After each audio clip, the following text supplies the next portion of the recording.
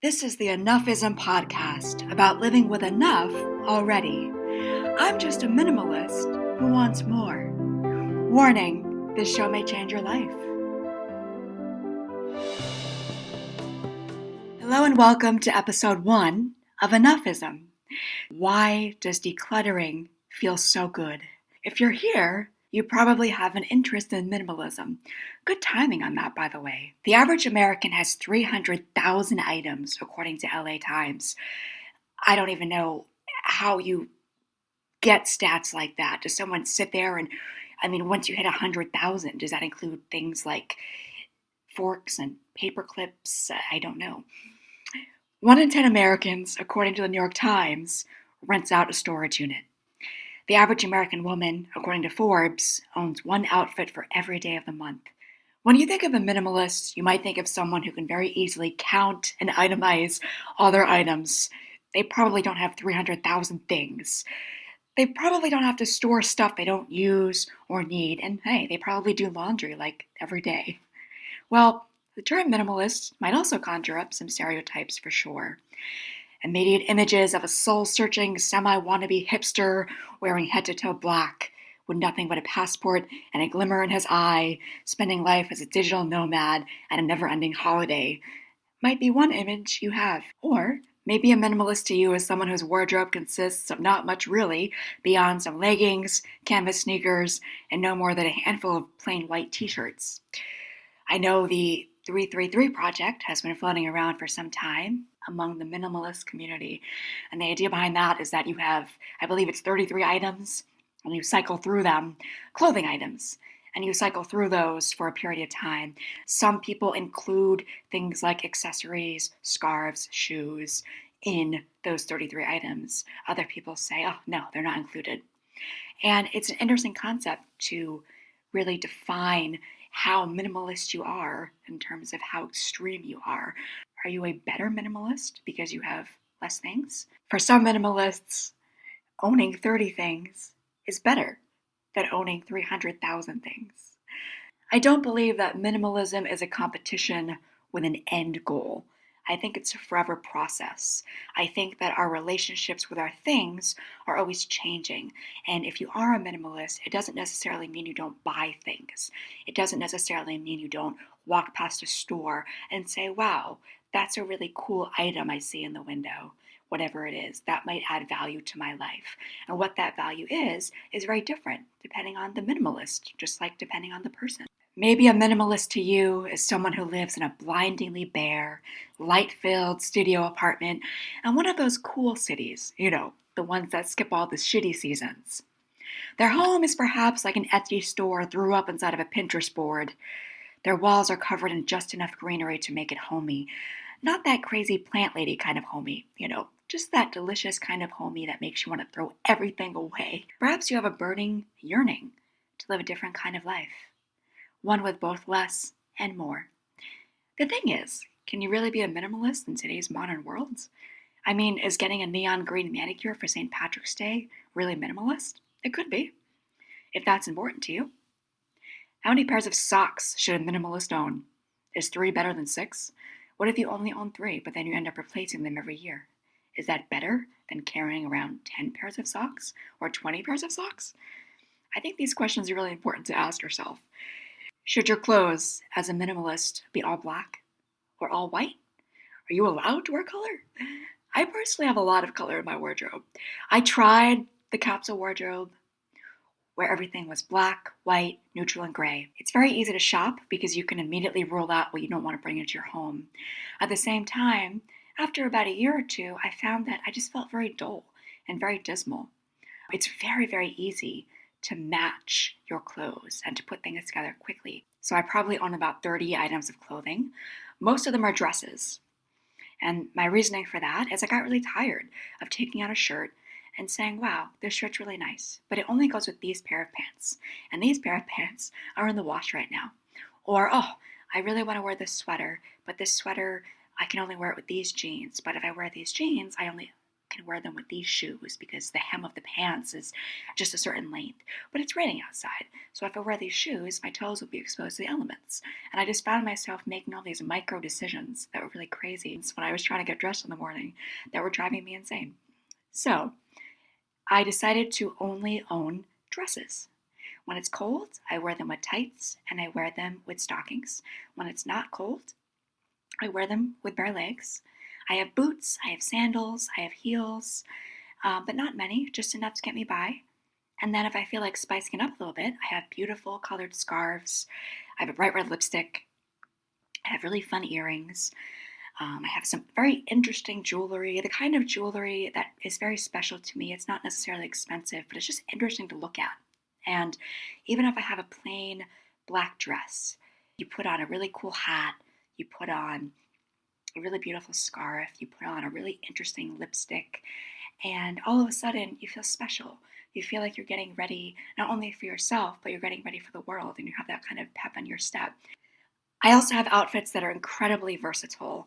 I have a dress that I wear around the house as a nightgown, for lack of a better word, but I've also worn it to black tie events and cocktail hours. It's very soft, and you can put a blazer over it and a really cool necklace, and all of a sudden it's very sophisticated. At the same time, you can lounge in it. So I really look for pieces that have different purposes. Even a scarf, for example. You can take a scarf and you can tie it over your shoulders and kind of turn it into a shirt and make a whole new outfit of it. It's very easy to kind of throw into your purse. So instead of, say, bringing a jacket, you can really be a minimalist when you're walking around because you can fold up a scarf pretty small and put it into a handbag or throw it in a backpack.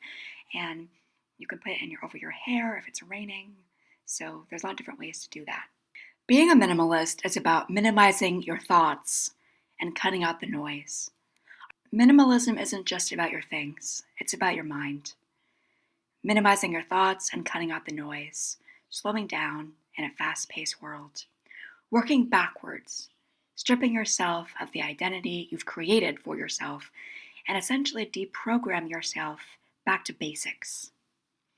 Maybe you know someone who has Marie Kondo'd their home and felt really good afterwards. I personally came across Marie Kondo's book, The Magic of Tidying Up, when I was pretty far in my minimalism journey, or so I thought. And I remember there was one particular part of the book where she talks about your key ring and going through your keys. And it was something that I hadn't considered before. And every time I would go to unlock my door, I would always kind of stumble, oh wait, which key is it? And it would take me not long, maybe 3 or 4 seconds to figure it out. But I took a little bit of nail polish. I colored one of the keys with a bright red. I would look down at my keychain and say, oh, the bright red key is the one that opens my door. And it really freed up a lot of mental clutter for me. They say that when you are stressed throughout the day by little tiny things that you might think are very small annoyances, just like that, it actually sends you into a great deal of continuous stress. So minimalism is also not just about your things, but about finding little ways to really kind of clear your mental clutter. I personally write things down. I love bullet journaling. I have lists for everything, and it feels so good to just get things out of my mind and get them down on paper, especially when I'm manifesting or when I am kind of creating goals for myself. There's something about just writing it down on a piece of paper and looking at it and making it real that is very powerful. And when you have your to-do lists, when you write stuff down, it really helps just clear the space in your mind and make room for what matters. You might be one of those people who says, oh, I can remember everything. I can take mental notes. I don't need to write stuff down. But just try it. You might be surprised at how good you feel when you don't have to remember everything. I don't know exactly where I read this, but I remember seeing somewhere that we consume more information in one day than people used to in an entire year of their lives. According to QZ.com, Americans spend 11 hours a day consuming media. So obviously you're listening to this podcast right now. That's consuming media, and that's cool. I obviously support that. But think about that. 11 hours a day consuming media. So that can obviously be a wide range of things. That can be watching TV, that can be listening to the radio, that can be reading billboards, that can be scrolling through social media. And there are so many ways to consume. I think it's important in our lives to have some kind of a balance of consumption and creation. I can do a whole nother podcast on this, but I believe in creating our news feeds. When you, for example, have an Instagram account or a Twitter account, follow accounts that inspire you. Follow accounts with information that will lift you up, that will teach you something, so that when you go on your feed, you're kind of in a little community, whether that's baking, whether that's business, whether that's minimalism, whatever it is. There's so much noise. And right now, in this time of pandemic, we're in this kind of weird cross section with consumption where we do need to get information that helps us make decisions, because you have to take care of yourself as well. And I know people say, oh, if you're not consuming the media, you're not staying informed. I think it's okay to challenge that and to say, you know what, I need to take care of myself. And if something happens, I can talk about it constructively with someone, but so many headlines are meant to just trigger emotions. And many people don't even read articles. They don't even watch the full videos. They read a headline, and if it happens to agree or disagree with their views, they immediately form an opinion about it, and they don't really seek to grow. I think, challenge yourself. Read articles, read newspapers, follow accounts that challenge your views so that you can expand. So one question I've pondered heavily as I continue my own minimalist journey is, why does it feel so good to get rid of your stuff? When you declutter a room, you feel empty, you feel light, you feel free. Why is that? And one of my theories is, that feeling when you're in a dark, cramped room or a dark, cramped apartment, or you've been inside at work all day and you finally step outside. It's a beautiful day. The birds are singing, the sun is shining on you, and you just feel such a sense of relief and joy. Or maybe you get that feeling when you're taking a hike or when you're outside.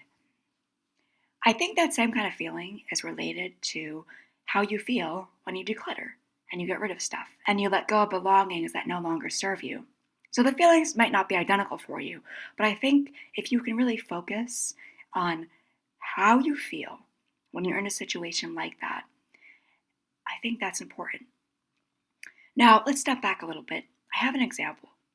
So in Native American culture, according to the Sherman Indian Museum's website, a woman who was about to give birth spent a great deal of time in nature by herself.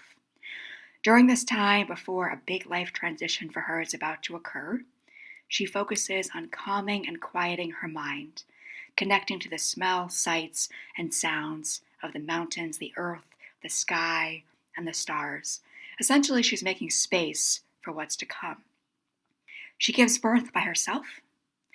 After her child is born, an experience the mother executes solo, she still stays in nature for a while with her newborn before they both join back into the family and into their societal circles.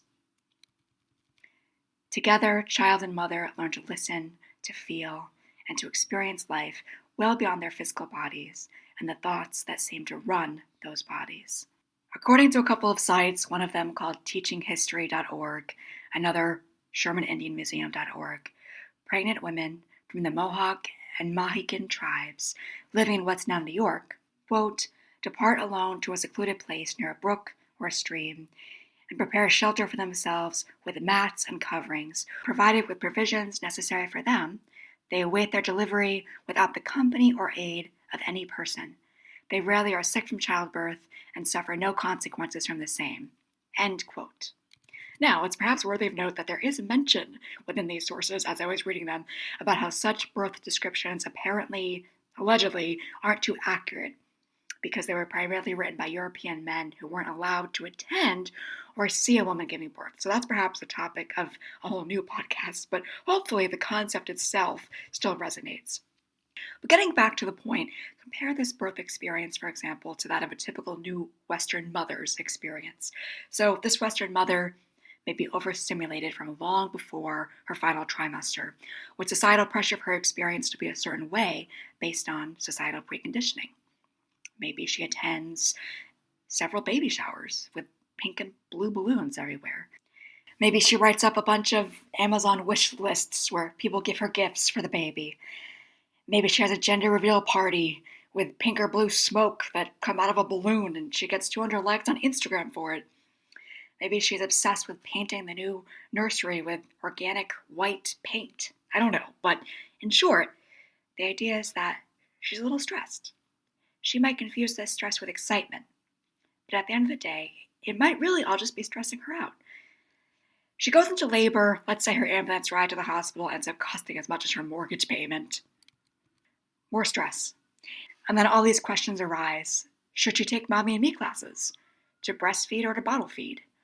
The list of internal conflicts she experiences and her expanding to-do list, just because, goes on.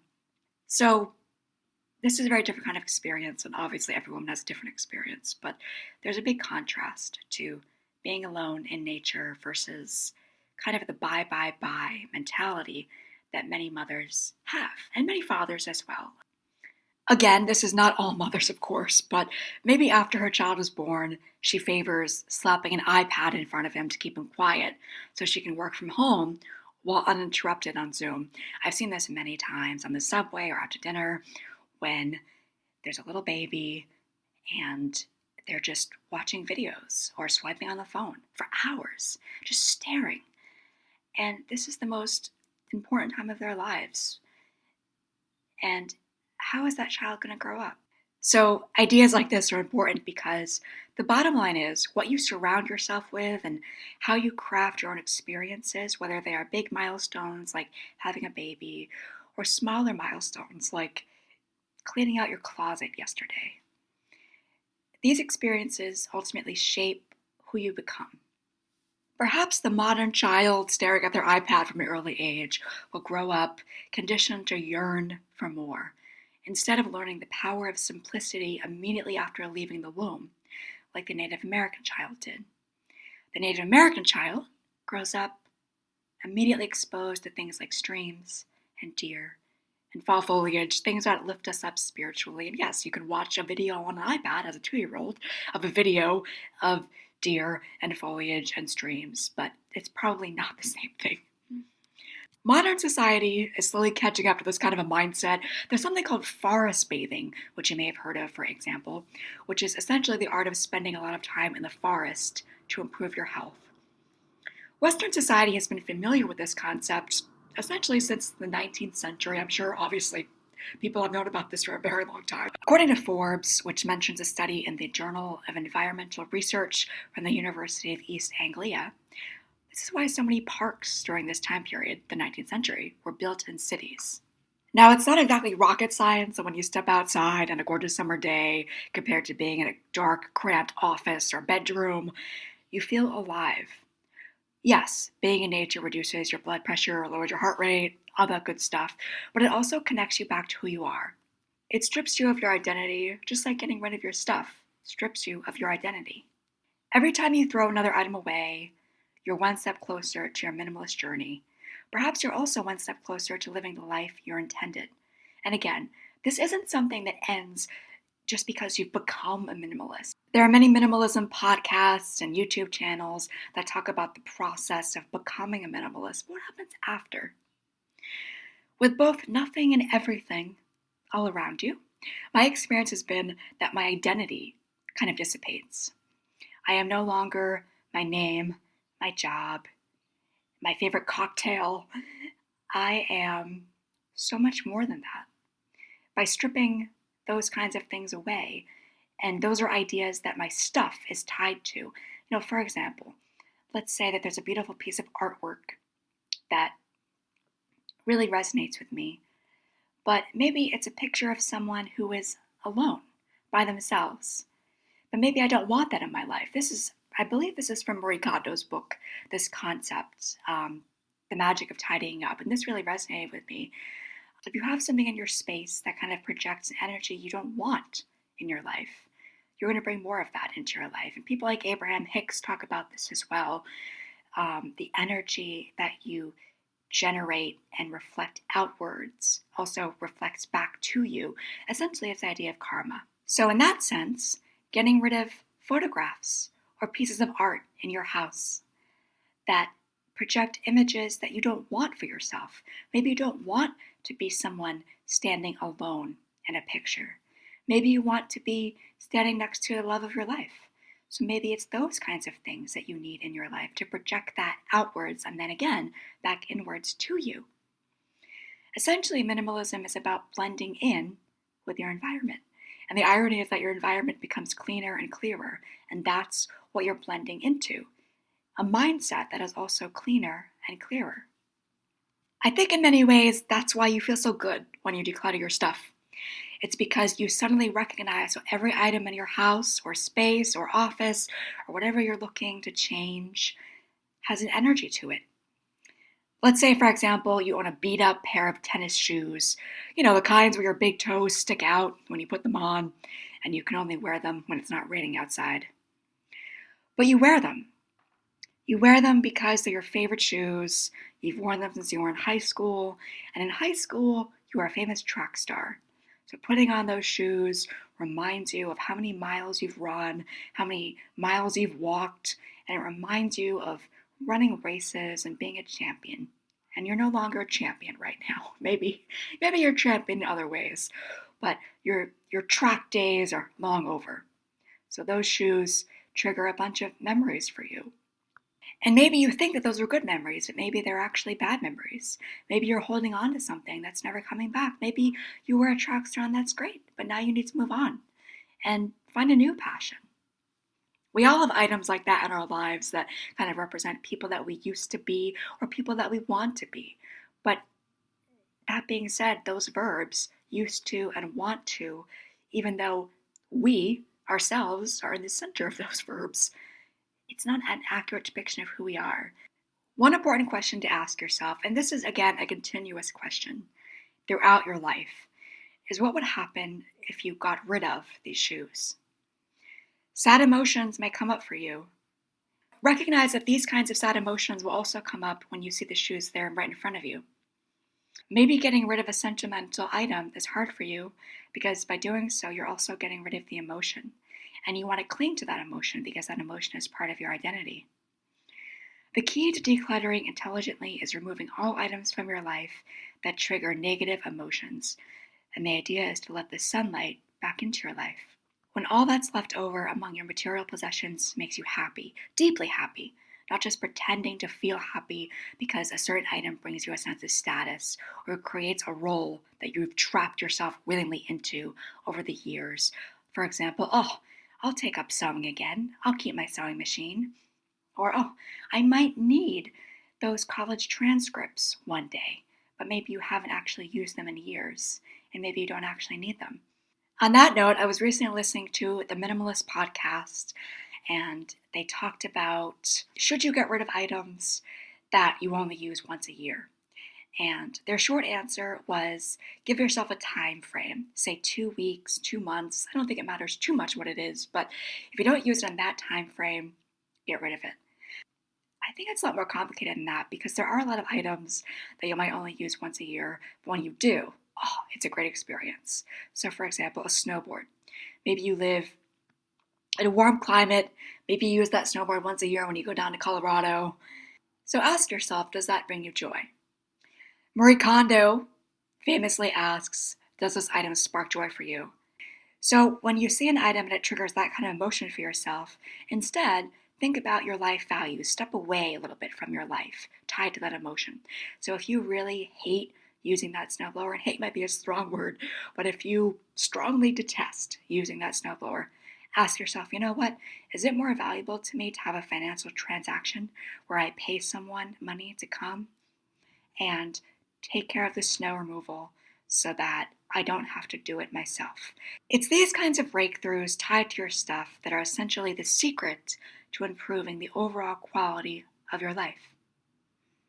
According to a study from the Journal of Marketing, Taking a picture of your items before you throw them away, especially if they're sentimental, helps people relieve the stress that's tied to these items.